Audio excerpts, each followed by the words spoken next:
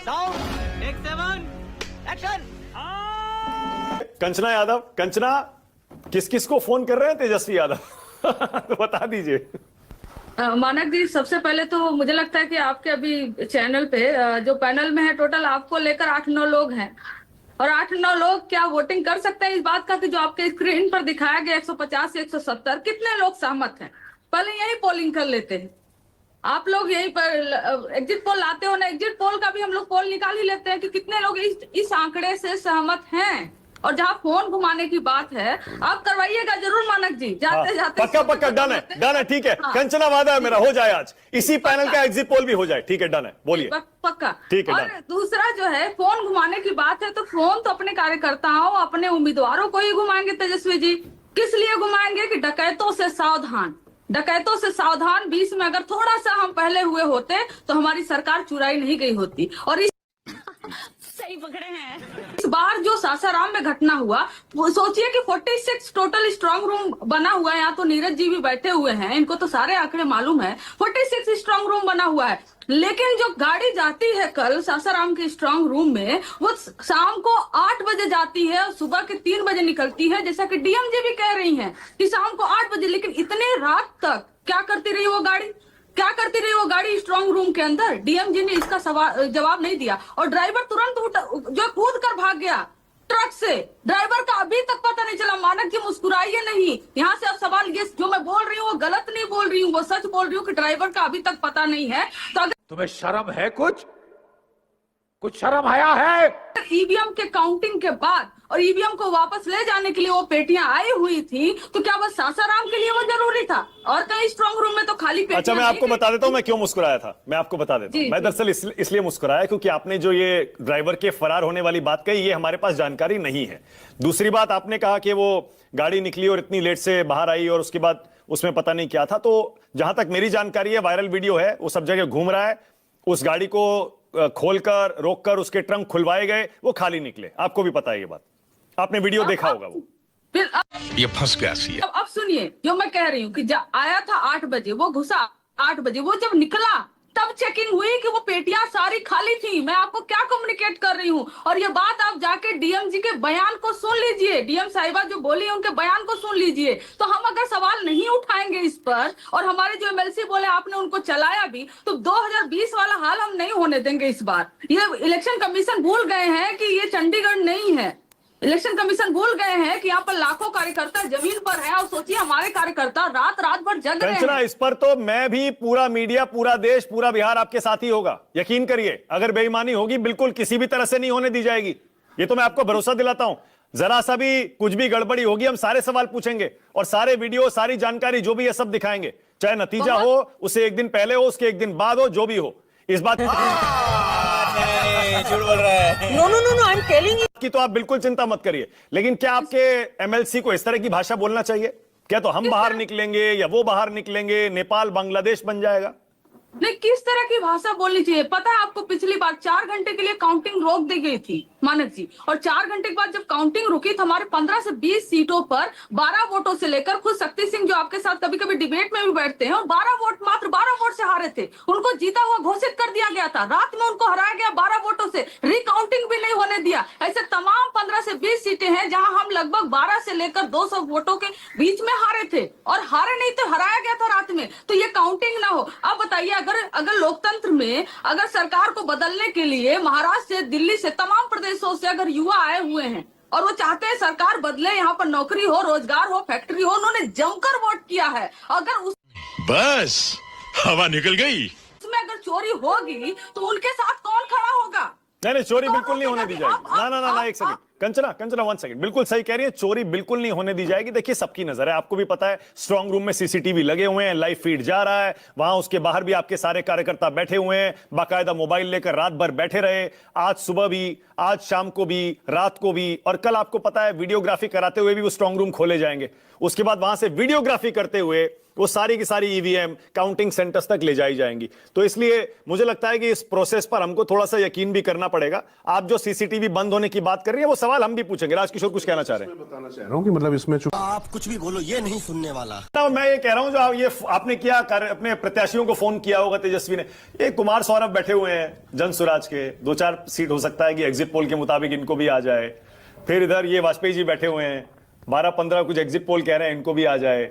क्या कुछ तेजस्वी यादव इनको फोन कर रहे हैं, कर सकते हैं, करेंगे?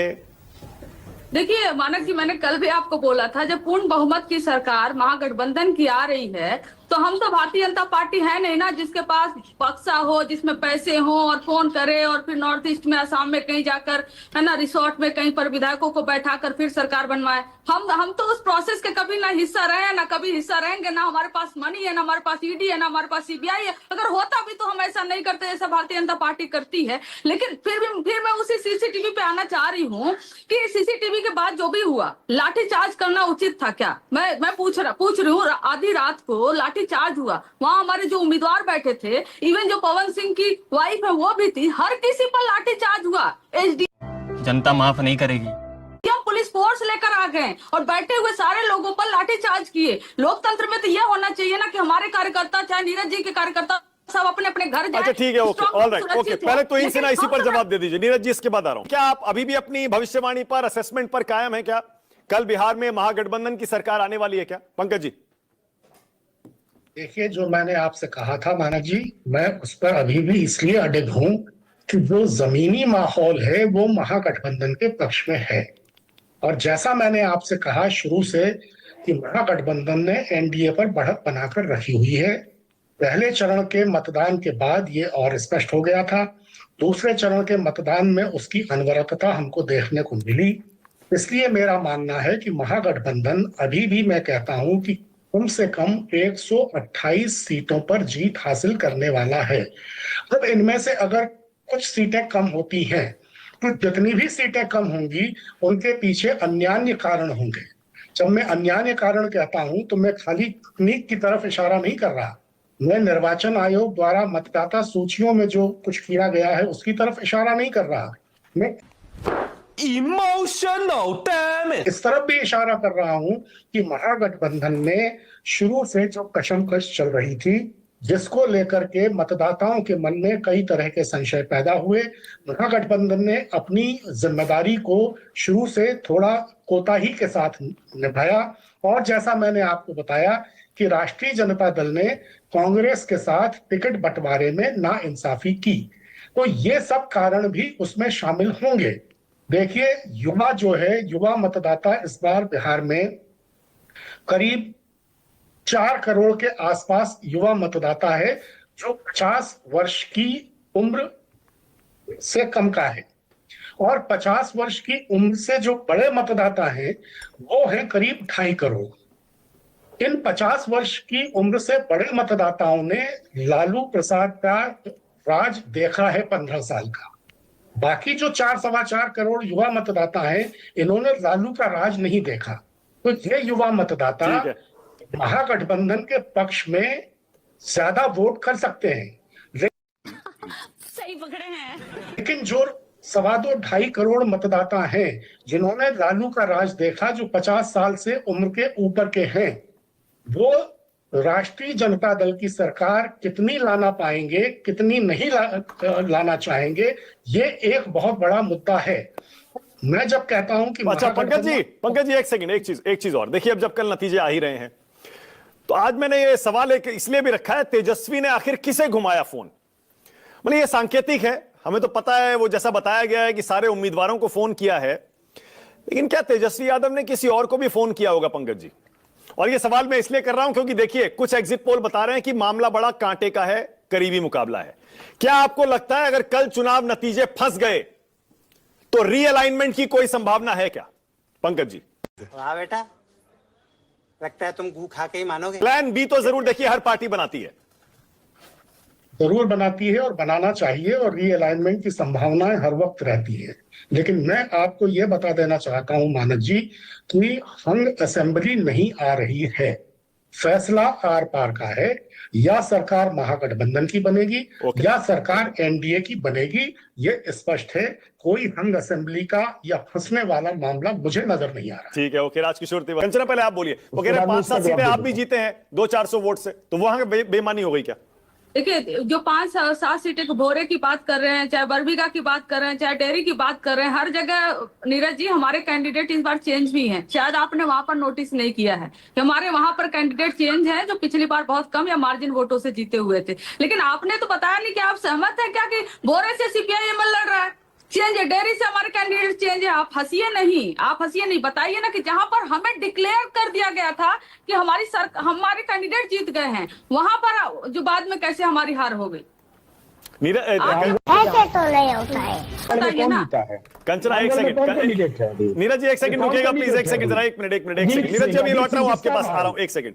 कंचना, ये बेईमानी वाली अगर बात थी, आप कह रही हैं हमको जिता दिया गया था, फिर उसके बाद हरा दिया गया एक कैंडिडेट को। आपको पता है सारे तरीके होते हैं कंप्लेंट करने के भी, इलेक्शन कमीशन में शिकायत कर सकते हैं 45 दिन में, आपको पता है पूरा प्रोसेस है, कोर्ट भी जा सकते हैं।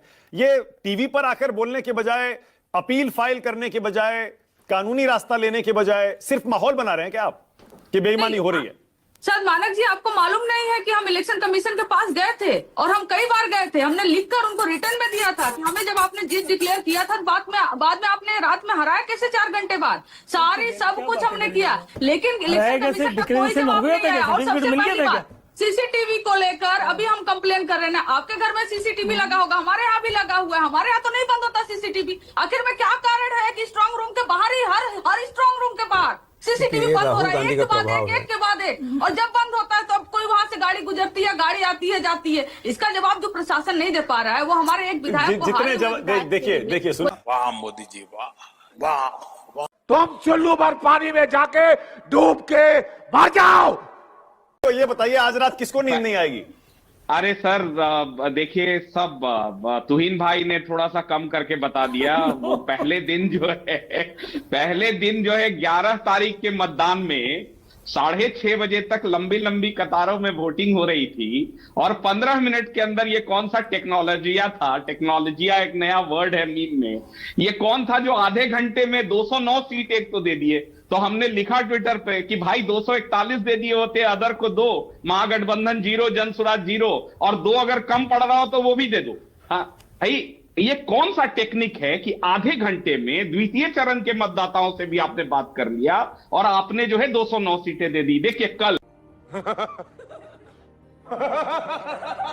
अब आते हैं किसको नींद आएगी किसको नहीं आएगी। भाई मानक जी, 1977 में 74 के आंदोलन के बाद 77 में चुनाव हुआ, अप्रत्याशित चुनाव था, शोर शराबे के साथ। इस बार साइलेंट चुनाव है।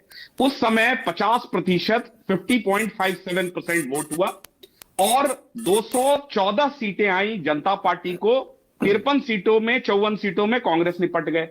अगला जो चेंज था बिहार में 2005, उसके बाद 2010 में चुनाव हुआ, 51% वोट हुआ, 206 सीटें एनडीए को आई। अब आइए 2015 की मैं बात भी नहीं करूंगा, 2020 में 57% वोट हुई, 37% का क्लोज फाइट था। अब वाओ ब्यूटीफुल, 2025 में भाई ऐसा क्या अप्रत्याशित हो गया? जो एंटी इनकम्बेंसी था वो प्रो इनकम्बेंसी हो गया। 3 चीजें नहीं बता रहे हैं। पहला, जो ये 68% 69% वोटिंग हुआ, जो अप्रत्याशित है, अभूतपूर्व है। दूसरा, महिलाओं का ये बता दिया आपको नंबर, 1.41 करोड़ को आपने 10,000 दे दिया। उन 2 करोड़ 20 लाख 30 लाख लोगों का क्या जिनको नहीं मिला? दूसरा, 40 लाख प्रवासी, एस्टिमेटेड 50 प्लस है, हम अज्यूम कर रहे हैं कि 10 लाख लौट गए। 40 लाख प्रवासी जो कमाने वाला पुरुष है, वो इस बार छठ के कारण रुक गया, उसने वोट दिया, और वो वैसा व्यक्ति है जिसका इन्फ्लुएंस पूरे फैमिली पे होता है, ये मानना पड़ेगा आपको, उसने वोट दिया। दूसरा, प्रथम चरण में हम लोगों ने भी एक एनालिसिस किया है, जिसमें 2020 के मुकाबले में 2025 में लगभग 71% युवाओं की भागीदारी रही, जिसके बारे में अभी हमारे राजनीतिक